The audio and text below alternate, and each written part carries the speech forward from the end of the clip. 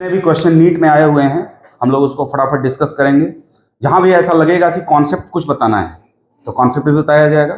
ठीक है, जैसे ये क्वेश्चन है, vector 2i cap plus 3j cap plus 8k cap is perpendicular to the vector 4i cap minus 4j cap plus alpha k cap, then the value of alpha is. जब भी आपको कभी भी क्वेश्चन में दो vector के बारे में ऐसा इंफॉर्मेशन दे कि वो परपेंडिकुलर है एक दूसरे पर, तो आपके दिमाग में एक बात क्लिक होना चाहिए तुरंत कि ये दोनों वेक्टर का जो डॉट प्रोडक्ट होगा वो क्या होगा, जीरो होगा। Dot product of two perpendicular vectors are zero. Why? Because A dot B का मतलब होता है magnitude of A magnitude of B cos theta, और अगर थीटा 90 डिग्री है तो कॉस 90 डिग्री कितना हो जाएगा, जीरो। यानी कि जीरो इंटू समथिंग जीरो हो जाएगा, यानी कि ए डॉट बी क्या हो जाएगा, जीरो हो जाएगा। तो यहां पर क्वेश्चन को देखते ही आपके दिमाग में ये क्लिक होना चाहिए था कि भाई दो वेक्टर अगर परपेंडिकुलर दिया है तो और अल्फा का वैल्यू निकालना है यहाँ पर, तो डेफिनेटली इस कॉन्सेप्ट को लगाएंगे तो इक्वल टू जीरो मिल जाएगा, तो अल्फा निकल जाएगा। तो ए डॉट बी हम यहाँ पर क्या कर देंगे, डॉट प्रोडक्ट ले लेंगे। तो 2i cap plus 3j cap plus 8k cap dot 4j cap. देखिए क्वेश्चन आपको चाहा है थोड़ा कंफ्यूज करना, पहले जे है फिर आई है प्लस अल्फा के कैप। अब क्या होता है, जो जो यूनिट वेक्टर के आपके कॉफिशिएंट हैं वही मल्टीप्लाई होता है। क्या होता है, a1 a2 plus b1 b2 plus c1 c2 equal to zero हो जाएगा। ओके, तो a1 ये हुआ और a2 -4 हुआ तो ये -8 हो गया। 3 and 4 12 एंड 8 एंड अल्फा, तो 8 अल्फा इक्वल टू जीरो। अब बच्चा कहीं गलती से 2 को 4 से गुना कर देता है और केवल 8 लिख देता, यहां पर -4 गुना होगा 2 से, क्योंकि 2i कैप है तो -4i कैप है, तो आई कैप वाला का जो कॉफिशिएंट है वो मल्टीप्लाई होता है कि नहीं। जे कैप वाला का होगा के कैप और के कैप वाले का। तो क्या हो गया ये देखिए, 8 4 12 तो 4 हो गया आपका, plus 8 alpha equal to zero, तो अल्फा इक्वल टू कितना आ गया, -1/2। तो आंसर मेरा क्या हो गया, बी। तो एग्जाम में कैसे इसको बनाते हैं हम लोग, एग्जाम में एक बच्चा कैसे बनाएगा, इतना तो नहीं लिखेगा, वो फटाफट क्वेश्चन देखेगा और क्वेश्चन देख के तुरंत यहीं पर 2 × 4 -8, 3 × 4 12, 8 × alpha 8 alpha equal to zero, यहीं पर तुरंत फटाफट सॉल्व करेगा और -1/2 आंसर। मैंने ये आदमी बिना पेन चलाए भी कर सकता था, है ना। तो एग्जाम में आपको ऐसे बनाना है ना कि आपको दोनों वेक्टर लिखना है फिर डॉट करना है, क्योंकि हम लोग जानते हैं कि दोनों वेक्टर अगर परपेंडिकुलर है तो डॉट प्रोडक्ट जीरो होगा, और डॉट प्रोडक्ट जो होता है a1 a2 plus b1 b2 plus c1 c2। ठीक है, आगे बढ़े। The vectors a and b are such that magnitude of a plus b is magnitude of difference of a minus b, then the angle between two vectors. ऐसा कब possible है कि दो vector का सम का मैग्नीट्यूड और दो वेक्टर्स का डिफरेंस का मैग्नीट्यूड बराबर हो जाए। तो कुछ भी नहीं, आप ऐसे करिए, ये हो जाएगा a square plus b square plus 2ab cos theta, जहां पर थीटा क्या है, दोनों वेक्टर के बीच का एंगल, और यहां पर a माइनस बी में भी होगा a square plus b square minus 2ab cos theta. ठीक है, बोथ साइड स्क्वायरिंग कर देंगे तो रूट हट जाएगा, तो बच जाएगा a square plus b square plus 2ab cos theta equal to a square plus b square minus 2ab cos theta. तो a स्क्वायर b स्क्वायर गया, तो 4ab cos theta equal to zero हो गया, तो cos theta equal to zero हो गया। तो theta क्या क्या आएगा, जीरो। जीरो का होता है 90 डिग्री पर होता है, कोई 90 डिग्री ऑप्शन है। यानी कि दो वेक्टर अगर परपेंडिकुलर होंगे तो दोनों का सम का मैग्नीट्यूड और डिफरेंस का मैग्नीट्यूड, सम का मैग्नीट्यूड और डिफरेंस का मैग्नीट्यूड क्या होगा, बराबर होगा। आगे बढ़ सकते हैं, कोई दिक्कत है समझने में, कहीं प्रॉब्लम है तो बोलिए। कहता है 2007 में आया है ये कि a and b are two vectors such and theta is the angle between them if a cross b, ये तो हो गया था ना, नहीं हुआ था। a क्रॉस b कहता है कि a क्रॉस b का जो मैग्नीट्यूड है वो √3 टाइम्स a डॉट b के बराबर है। तो बताइए थीटा क्या होगा? तो ए क्रॉस बी का मैग्नीट्यूड क्या होगा बच्चे लोग? तो ए बी साइन थीटा, और √3 टाइम्स ए डॉट बी क्या होगा? A B cos theta. A B गया, sine theta by cos theta, sine theta by cos theta equal to क्या हो गया? √3, यानी कि tan थीटा कितना आ गया? √3, यानी कि थीटा इक्वल टू कितना आ गया? 60 डिग्री। आंसर हो गया 60 डिग्री। 2007 में आया है। क्वेश्चन में दम नहीं रहता है ज्यादा।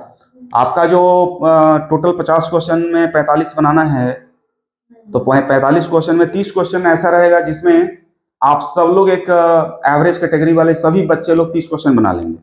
अब रैंक वाले बच्चे जो होते हैं, अच्छा रैंक लाने वाले ही बच्चे जो बाकी के 15 क्वेश्चन का 12 क्वेश्चन, 13 क्वेश्चन, 11 क्वेश्चन बना लेता है, बस उन लोग का रैंक आ जाता है। अब ये सब क्वेश्चन में कोई दम है बताइए? तो ये तो सब बना रहा होगा ना एग्जाम माहौल में। जो थोड़ा कम पढ़ा है चाहे ज्यादा पढ़ा है, सब बना रहा होगा। तब तो आप अभी उस कम पढ़ने वाले ही के कैटेगरी में अभी बना रहे हैं। तो आप रैंक वाले कैटेगरी में कब जाइएगा? जब टफ क्वेश्चन जो बाकी रहेगा 12, 13, 15 रेस्ट, उसमें जब क्वेश्चन बनाना आपको आ जाएगा तो आपका रैंक आने लगेगा। तो आइए बढ़ते हैं, देखिएगा अभी कुछ टफ क्वेश्चन भी आएगा PYQ में। चलिए ये क्वेश्चन कहता है vectors A B C are such that A dot B equal to 0, A dot C equal to 0, then the vector parallel, ये इज नहीं है, टू होगा। The vector parallel to A is, माने ये आपको ऑप्शन से बताना है कि ये सभी A B C D 4 option हैं। इस 4 ऑप्शन ए क्रॉस बी क्या ए के पैरेलल है? क्या बी क्रॉस सी ए के पैरेलल है? क्या बी क्रॉस सी, यहां पर सी क्रॉस ए होना चाहिए, सी क्रॉस ए, क्या सी क्रॉस ए के पैरेलल है? क्या बी एंड सी दोनों ए के पैरेलल है? ये क्वेश्चन है। Vector A B C are such that A dot B equal to 0 and A dot C equal to 0, then the vector, कौन वेक्टर? ये सब vector parallel to A is. चलिए देखिए ध्यान देते, मान लीजिए कि ए डॉट बी 0 है बच्चे, तो ए और बी एक दूसरे पर परपेंडिकुलर हो गया ना, और ए डॉट सी अगर 0 है तो ए और सी भी एक दूसरे पर परपेंडिकुलर हो गया। यानी कि ये तो कुछ इस तरह से बातें हो गई, ये ए हो गया, ये बी हो गया, और ये सी हो गया। अगर ए बी पर परपेंडिकुलर है और ए सी पर परपेंडिकुलर है, तो बी और सी भी परपेंडिकुलर होगा एक दूसरे पर। यहां से ये कंक्लूजन निकलता है, ठीक है।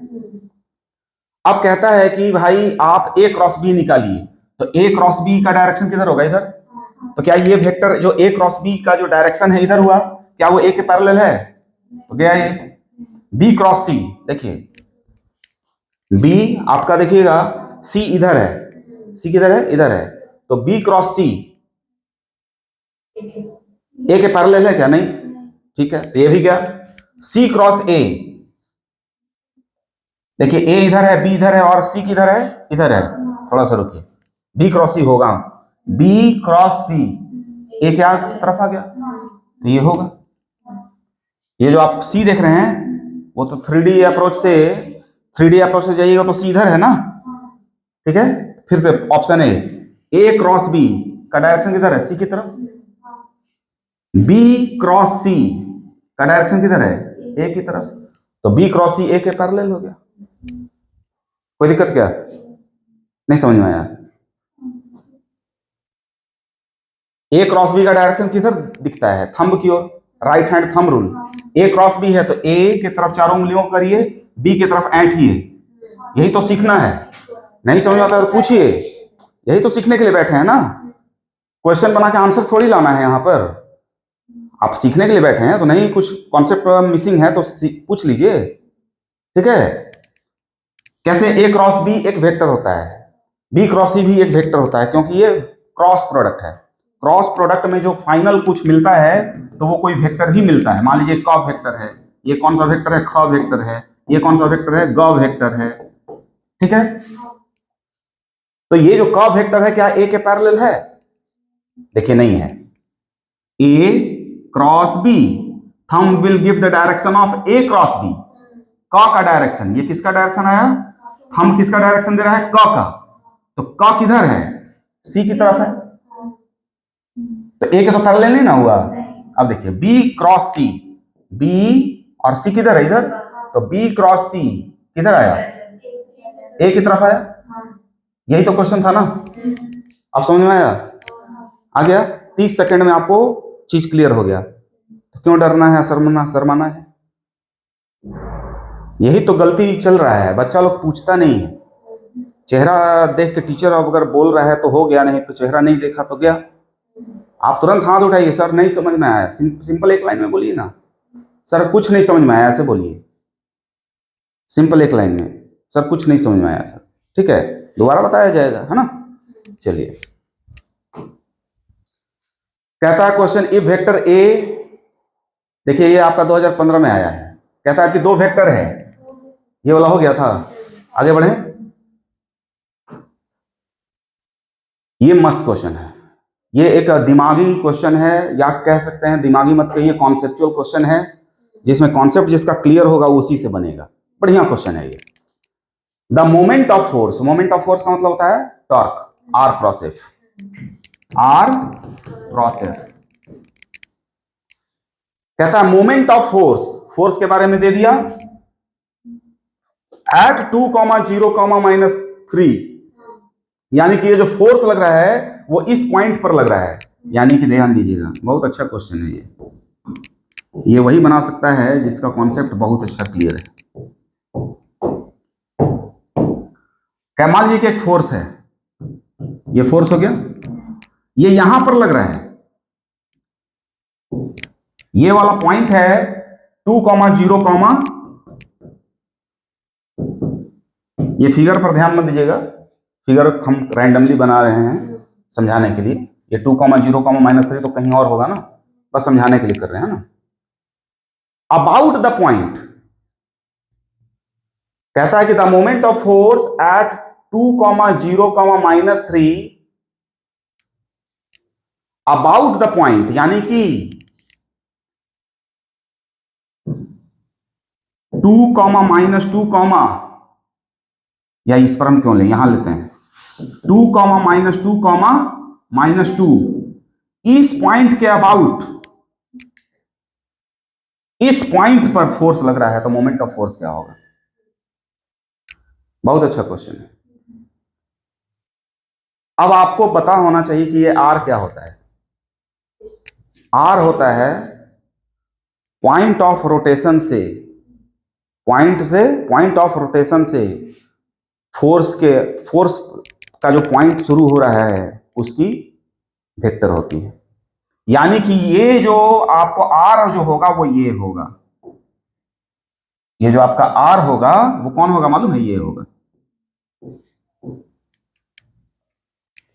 आपका जो आर होगा, यहां पर आर एफ तो चलिए पता है, लेकिन यहां पर आर जो होगा वो आर होगा इस पॉइंट के अबाउट। मोमेंट ऑफ फोर्स निकालना है, जबकि फोर्स लग रहा है यहां पर, जबकि फोर्स लग रहा है कहां पर, यहां पर। तो रोटेशनल मोशन का कॉन्सेप्ट क्या है कि टॉर्क जो निकालते हैं हम लोग about the point of rotation निकालते हैं, और अबाउट पॉइंट ऑफ रोटेशन ये हुआ, ये हमारा पीओआर हुआ, पीओआर पॉइंट ऑफ रोटेशन। और पॉइंट ऑफ रोटेशन से इंपैक्ट पॉइंट को आर कहा जाता है। इंपैक्ट पॉइंट मेरा ये है, इंपैक्ट पॉइंट यानी जहां पर फोर्स लगा, फोर्स इस बिंदु पर लगा है, इस पॉइंट के अबाउट हमको मोमेंट ऑफ फोर्स निकालना है। यानी कि ये मेरा क्या हुआ, आर हुआ। टॉर्क में आर क्रॉस एफ आप लिखते हैं तो उसमें इतना चीज छिपा होता है। तो ये आर क्या हो जाएगा बच्चे, एक तरह से मान लीजिए कि ये वेक्टर है, इसका टेल दे दिया आपको 2, -2, और हेड दे दिया 2, 0, -3।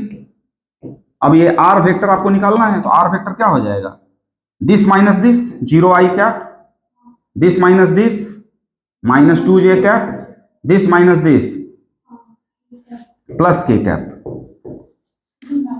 2 -2, 0 -2 प्लस हो जाएगा -3 -2 प्लस -K कैप। अगर नहीं समझ में आ रहा है तो फिर से बताते हैं कैसे होता है ये, ध्यान दीजिए। मान लीजिए कि एक वेक्टर है,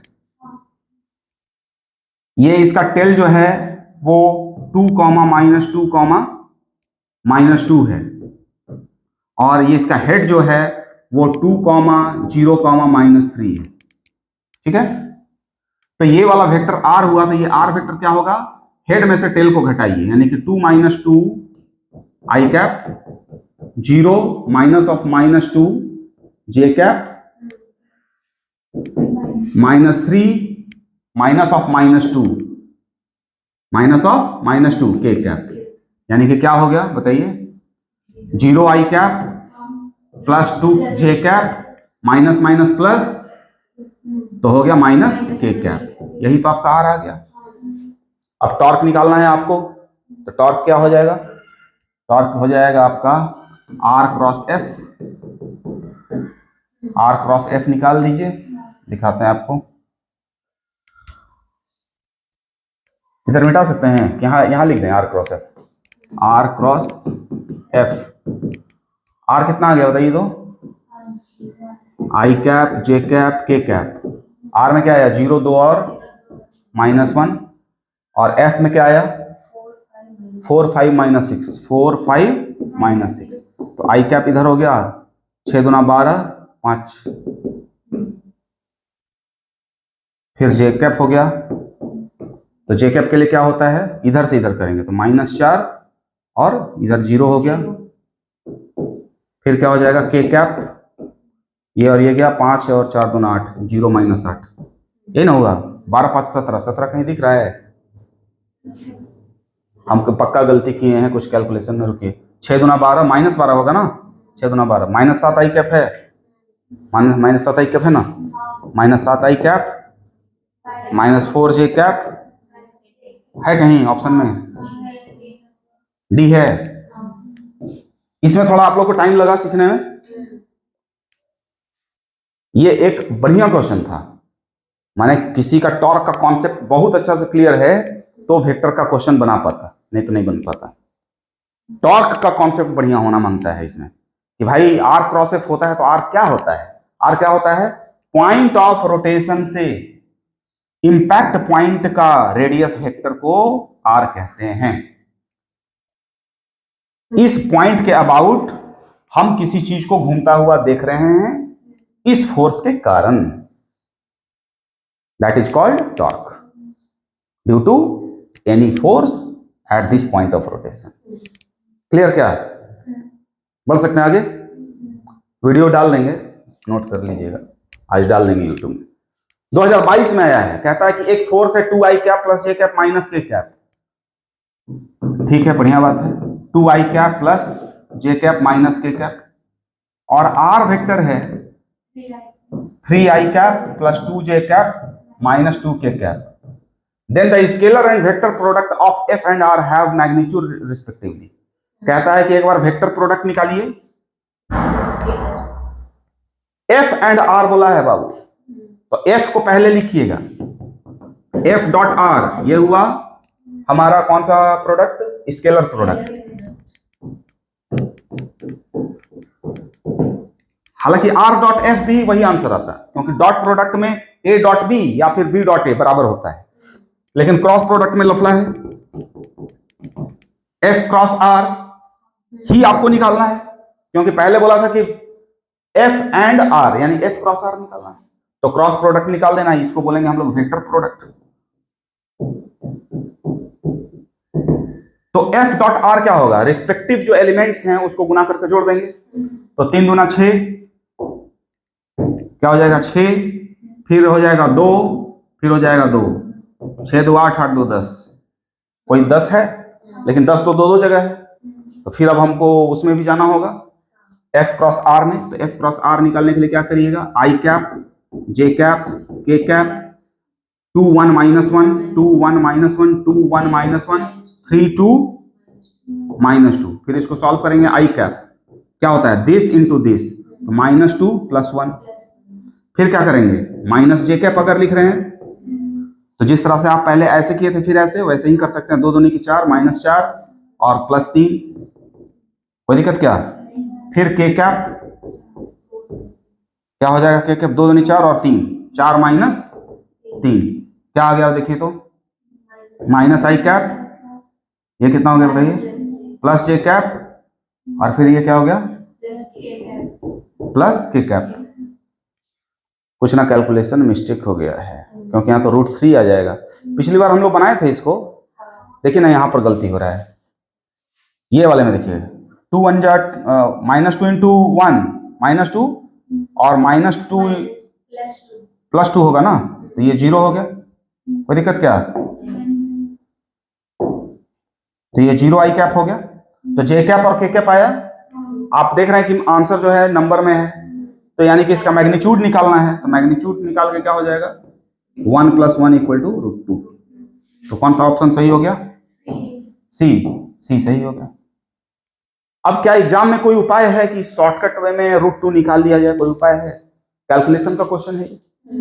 A.B तो F.R तो तुरंत निकल गया। आपको F क्रॉस R निकालने में स्पीड का टेस्ट था, ये दिमाग का टेस्ट नहीं है। तो नीट कहीं ना कहीं 30 क्वेश्चन है स्पीड का और 15 क्वेश्चन है दिमाग वाला। तो आप लोग स्पीड बढ़ाइए 30 क्वेश्चन यानी कि एवरेज से ऊपर निकलने के लिए, और रैंक में आने के लिए दिमाग बढ़ाइए। बाकी का 15 क्वेश्चन जो थोड़ा सा रहेगा एक स्टैंडर्ड टाइप का, उसमें से 10 क्वेश्चन में और बना लीजिएगा, यानी 30 और 10 40। तो आप रैंक वाले में जाने लगिएगा, गवर्नमेंट कॉलेज आपको मिलना शुरू हो जाएगा। तो स्पीड बढ़ाइए, घर में टेस्ट दीजिए अपने से भी कोई लेकर, है ना। स्पीड बढ़ाइए, फटाफट बनाने सीखिए। आगे बढ़े। A particle starting from origin, बहुत अच्छी बात है। Move in straight line in XY plane, its coordinate at latter time are √3, 3, then the path of the particle mix with the x-axis and angle of। बहुत अच्छा question है, 2007 में आया है। आप लोगों को क्वेश्चन समझ में आ रहा है?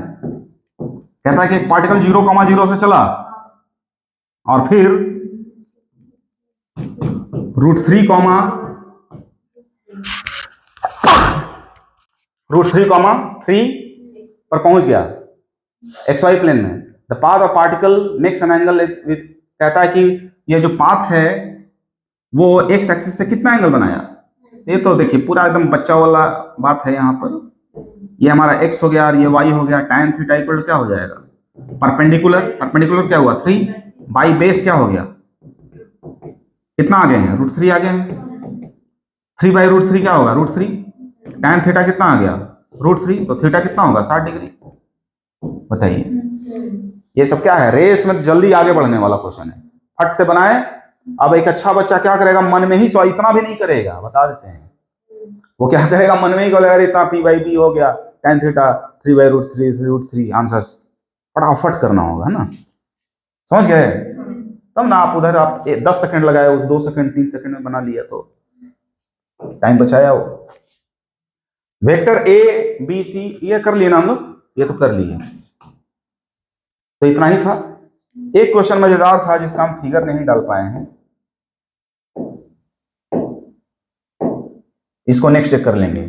6 वेक्टर थे तो उसको ऐसे ऐसे करके दिया था, ठीक है। A B C D E F कुछ इस तरह से था। फिर उसमें ऐसे बोलता है कि क्या रिलेशन होगा। ये आपका आया हुआ है 2010 में, आप लोग बना के लाइएगा। हम इसका एक्चुअल फिगर जो है यहाँ डाल देंगे, फिर बता देंगे नेक्स्ट डे। तो नेक्स्ट डे हम लोग क्या करेंगे, इसको डिस्कस करके रेस्ट एंड मोशन का PYQ कर लेंगे। अच्छा, ग्रेविटी आप लोग का टेस्ट में आने वाला है ना, तो ग्रेविटेशन कर लेते हैं। तो कल हम लोग ग्रेविटेशन का PYQ पूरा डिस्कस कर लेंगे, ठीक है। इतना ही आया है अभी लास्ट जो होता है ना 10 ईयर्स, पास्ट 10 ईयर्स में इतने ही क्वेश्चन आए थे। तो एक बार जाकर रिवीजन करिए और यूट्यूब से इसको जो जो थोड़ा टफ था उसको लिख लीजिएगा, है ना। चलिए मिलते हैं।